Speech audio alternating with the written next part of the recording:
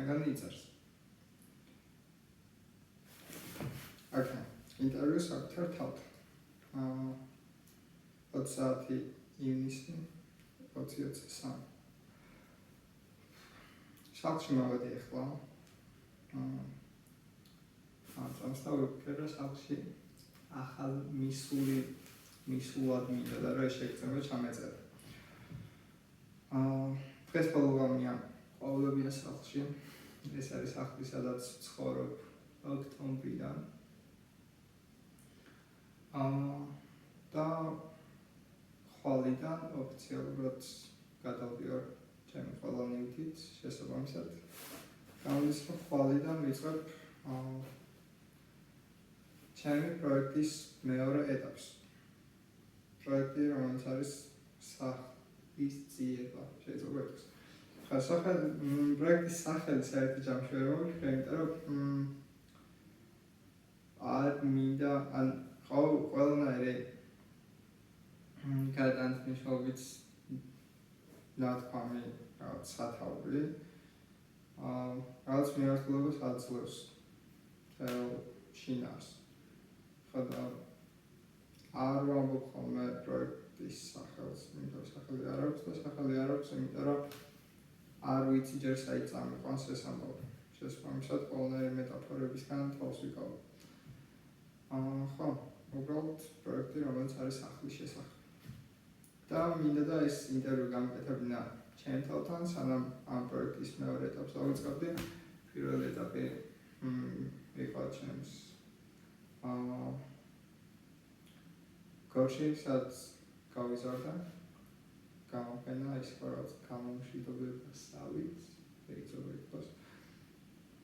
ჯერ ხო, ეს ეტაპი მოიცავს მოგზაურობას. საბოლოოდ საერთოდ გეგმას ვიტყვი, რაც ამჯერად მაქვს. იმედი მაქვს მალე დავიწყებ, მაქსიმუმ 1 თვეში. წავალ ქვეყნიდან და ვფიქრობ წავალ თურქეთში, ბალკანეთის რამდენიმე ქვეყანაში, ალბათ ბულგარეთში, მაქსიმუმ ალბანეთამდე ან ზუსტად არ ვიცი, ბალკანის ქვეყნები როგორ გამა. მაგრამ ხო, ბულგარეთში მაინც შეიძლება რუმინეთშიც მეჯო, მაგრამ შეიძლება. მე ისე თურქეთში, მე კვიპროსში, იმედი მაქვს ერაყში გადავალ ჩრდილოეთ ნაწილში მაინც თუ შემიშეს. ირანში ვეცები რა სრული არ მიწავალთ თვე გამოვიყენო, რაც ვიზით დაშვრებია და დიდი იმედი მაქვს გამო პაკისტანი. შემდეგ ისე ირანში დაბრუნდება და ბოლოს სამხრეთით უკან დაბრუნდება. და კიდევ იმედოვნებ, რომ მოგზაურობა იქნება რაც სპონტანური გადაწყვეტილებებით ახსოვს და გეგმები შეიცვლება. ანუ არ მინდა რომ დაგეგმილი სახე ქონდეს ამ ყველაფერს.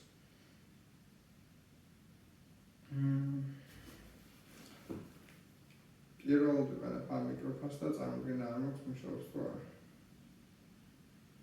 არც ვიცი როგორ უნდა გავაკეთო.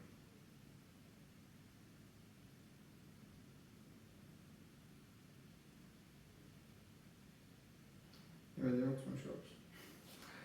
Anyways. ხო, რაც შეეხება სახლს, ჩემთვის რა. როცა ადამიანს ვეკითხები ამას და ბევრ ადამიანს ვეკითხები ყოველ დროს, ყოველთვის ხშირად მიბრუნებენ კითხვას ყოველთვის. და არ ვიცი რა უყურს. ეხლა ამ ინტერვიუს ძირითადი ღირებულება არის, რომ ეს იყო ჩემთვის სახლი, ბოლო რამდენი თვე გამოცნა ხავაცაულა გადია კომპიუტერთან მოყოლებული. და ხო ამას დავთ. ამის მერე წარმოგიდგენა არ მაქვს რა და როგორ იქნება. და საერთოდ ჯამში ყოველთვის სადღაც ბოლოდი მაგ შეგრძნებას მიუხედავად იმისა, რომ რაც დავითვალე დაახლოებით 15 საცხოვრებელი მაინც შევიცვალე, ანუ ადგილი სადაც თავის ახლად უნდა მეგრძნო. მოარითულა მოგზაურობები და რეზიდენციები. ხო. ამჯერად ვფიქრობ, რომ შეიძლება სახლის შეგრძნება როგორც ასეთი რაზე ფიქრით სულ თავიდან დავიწყე, როცა ამ თემაზე მუშაობა გადავწყვიტა. შეიძლება არ არსებობს. ანუ ზოგი ადამიანისთვის არის ოჯახი, ზოგისთვის უბრალოდ საცხოვრებელი, სადაც საკუთარი სივრცე აქვს.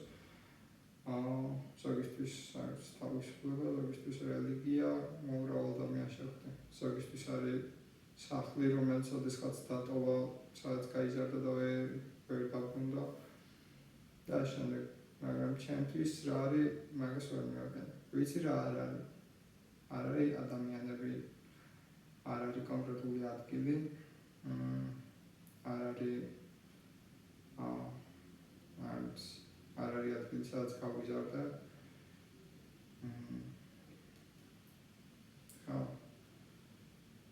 მაგრამ რა არის, ეგ ვერ გავიგებთ.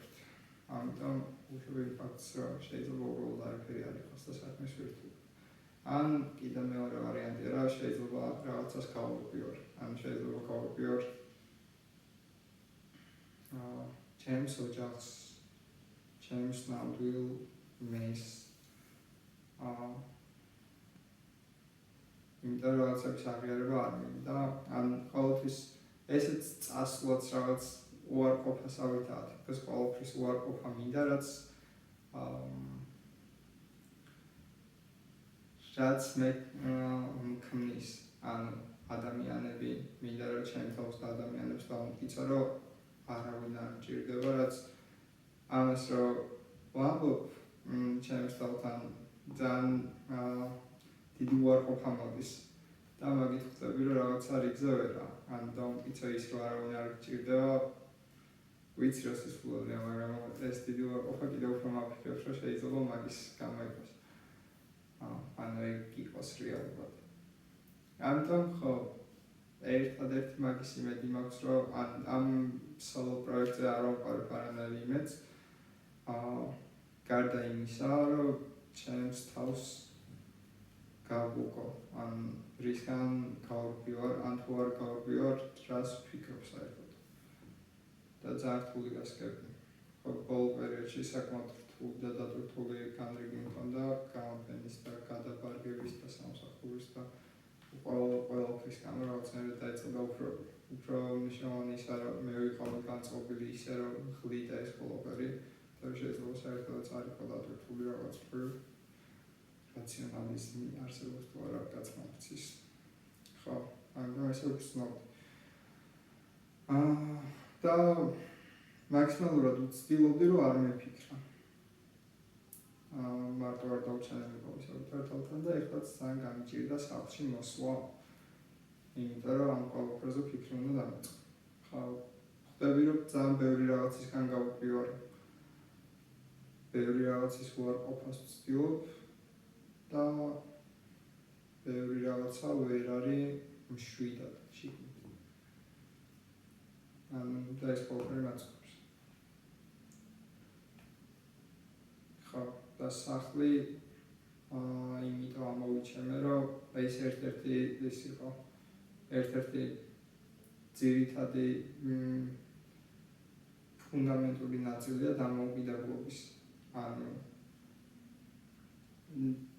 დამოუკიდებლად ცხოვრება ყოველთვის მინდა და ბავშვობიდან ერთხელ მქონდა, როდის დავტოვებდი იმ ადგილს, სადაც გავიზარდე.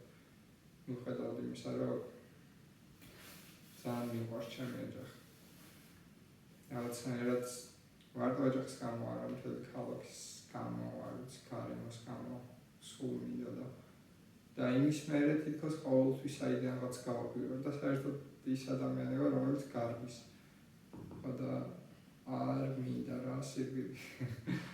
მართლა მოსმენია ადამიანისგან, რომელიც აპირებს 4-დან ალბათ 8 თვემდე ან იმოგზაუროს საკეთებით სხვადასხვა ქვეყნებში და კიდევ 8 თვე ეცოტავება და ფიქრობს, რომ ლიმიტს არ დავაწესებს თავს.